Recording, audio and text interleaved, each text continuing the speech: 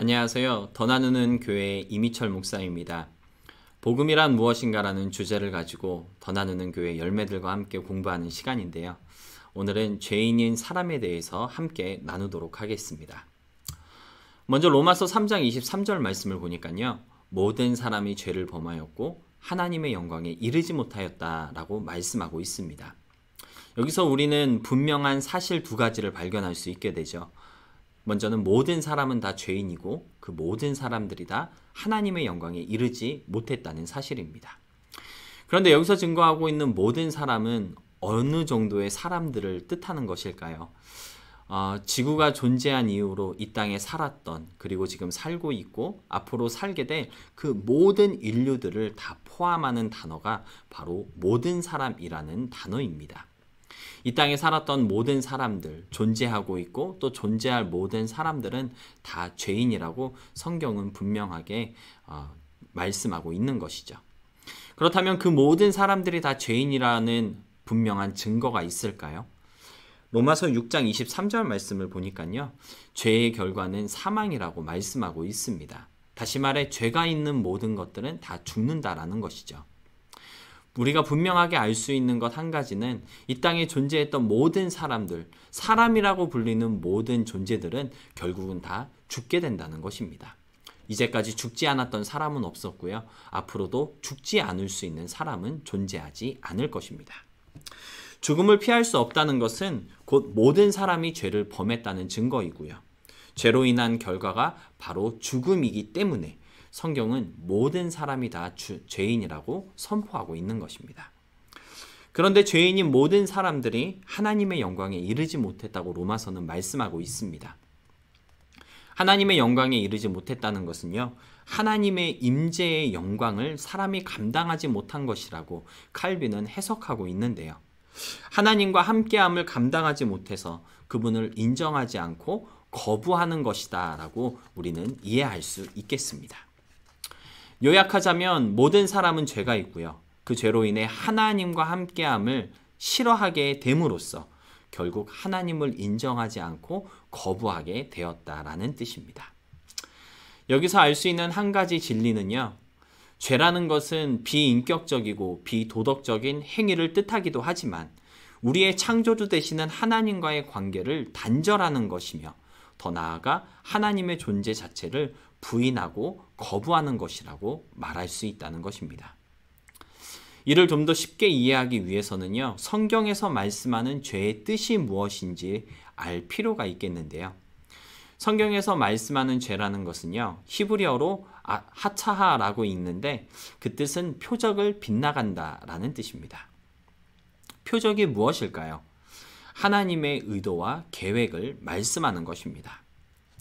세상에 존재하는 모든 것을 창조하신 하나님께서는 자신의 선하고 아름다운 뜻에 따라 모든 피조물에게 존재의 이유와 목적을 부여하셨습니다.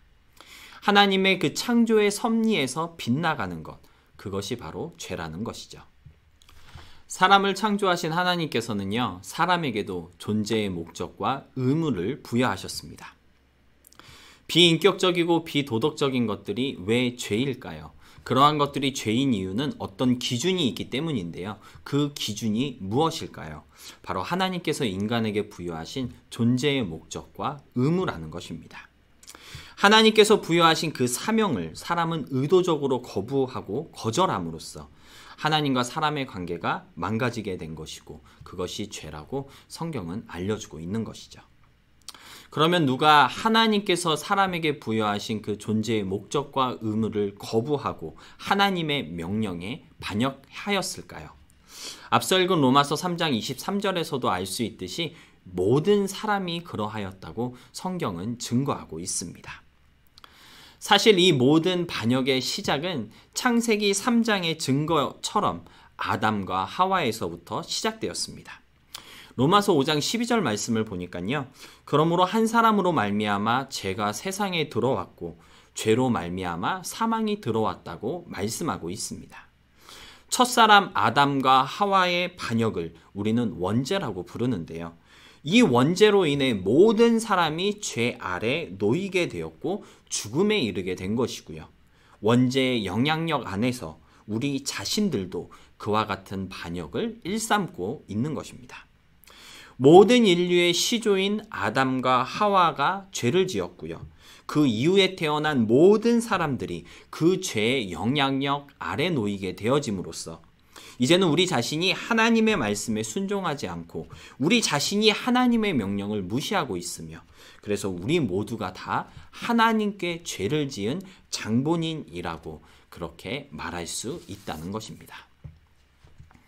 그런데 죄를 짓는다라는 것을 이해할 때 우리가 주의해야 할 몇 가지가 있다고 교재는 알려주고 있습니다. 먼저 죄를 관계의 문제로만 생각하는 것은 옳지 않습니다. 로마서 3장 23절의 말씀처럼 죄를 지은 사람은요 하나님의 영광에 이르지 못합니다. 다시 말해 하나님의 임재를 불편해하고 껄끄럽게 여긴다는 것이죠. 죄로 인해 하나님과의 관계가 흐트러지고 망가졌다는 뜻입니다. 그러나 죄를 단순히 관계의 흐트러짐으로만 생각해서는 안 되는데요. 관계의 문제로만 생각하게 되면 법을 어겼다는 생각이나 또는 의롭지 못했다는 개념을 가질 수 없기 때문에 그렇습니다. 그렇게 되면 거룩한 심판이나 의롭지 못함에 대한 벌도 생각할 수 없게 되고요. 그 말은즉슨 우리의 죄를 대신 지시고 형벌받아야 할 구세주에 대한 필요성의 거부로 이어진다라는 것입니다. 그러나 분명한 사실은 앞에서 읽은 로마서 6장 23절의 증거처럼 죄에는 우리가 지불해야 할 어떠한 값이 있고요. 분명한 책임이 따른다라는 것입니다. 또 죄는 부정적인 생각을 의미하지 않습니다. 우리 자신의 삶과 나 자신에 대한 가능성을 잃어버리는 것이 죄가 아니라는 말씀입니다. 부흥신학이라는 기독교에 대한 잘못된 이해가 있는데요. 이에 따르면 예수님은 보다 나은 삶을 우리에게 주시기 위해서 오셨고 죽으셨습니다. 그분을 믿는 사람들은 자신의 무한한 가능성을 볼 수 있을 것이고요. 그 가능성으로 초대하시는 하나님으로 인해 보다 나은 삶을 살아갈 수 있을 것이라고 부흥신학은 말하고 있습니다. 그런데 성경적인 견해에서 볼 때 아담이 죄에 빠지게 된 가장 근본적인 이유는요. 바로 이 무한한 가능성에 대한 유혹 때문이었습니다. 창세기 3장 5절에 그것을 먹으면 하나님과 같이 된다고 사탄은 아담과 하와를 유혹했고요. 그 무한한 가능성에 그들은 넘어가게 된 것입니다. 그런가 하면 죄와 제들을 헷갈려 해서는 안 된다라고 교재는 말하고 있습니다. 우리는 살아가면서 수없이 많은 죄들을 짓고 있습니다. 이 사실을 부인하거나 인정하지 않는 사람은 없을 거예요. 그러나 우리를 놀래키는 것은요. 우리의 생각과 마음 깊숙한 곳에 자리 잡고 있는 죄의 존재입니다. 성경은 우리의 생각과 이해와 말과 행동이 전부 이 죄에 오염되어 있다고 말씀하고 있습니다. 이 죄는요. 우리가 하나님의 선하심과 영광을 보고 이해함에도 불구하고 그것을 혐오하며 의도적으로 거부하는 태도를 뜻합니다. 따라서 날마다 짓는 죄들에 대한 책임만큼이나 우리의 깊숙한 곳에 자리 잡고 있는 죄에 대한 책임도 있음을 잊지 말아야 합니다. 로마서 3장 19절을 보니까요. 우리가 언젠가 하나님 앞에 서서 우리에게 부여하신 목적과 사명에 대한 평가를 받게 될 것인데 그 앞에서는 어떤 말이나 핑계를 대지 못한다라고 말씀하고 있습니다. 그때 우리는 우리가 이제까지 지은 여러 가지 죄들과 그리고 우리 속에 있는 죄에 대한 하나님의 분노를 보게 될 것이고요. 죄의 값인 죽음에 대한 책임을 물게 될 것입니다. 죄와 죄들을 회개하지 않은 믿지 않는 자들의 최종 목적지는 지옥이라 불리는 불바다입니다. 이곳은 영원히 꺼지지 않고 영원히 죽을 수 없는 고통이 있는 곳이죠. 성경은 아주 분명하게 지옥이 존재하고 있음을 증거하고 있습니다.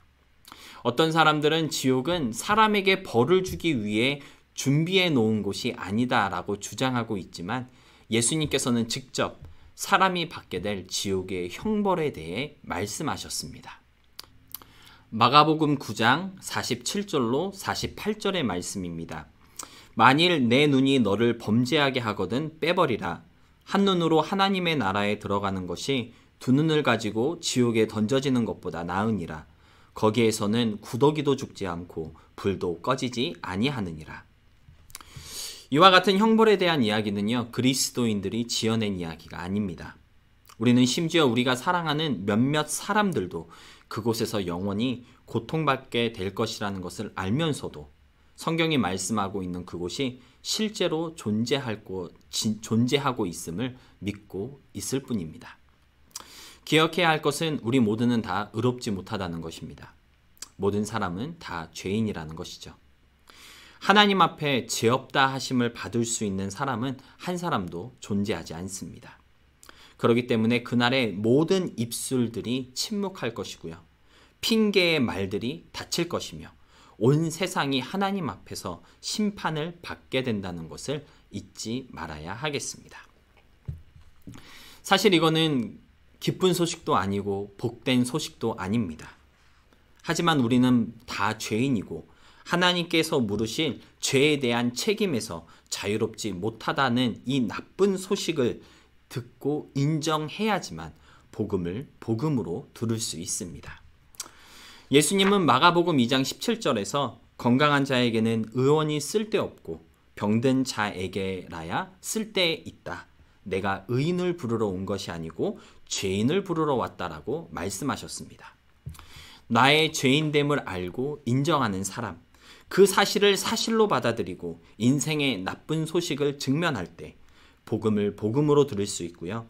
예수님의 은혜를 은혜로 받을 수 있게 된다는 사실을 좀 기억하시면서 죄인인 나의 모습을 먼저 좀 깨달을 수 있으시기를 부탁드립니다.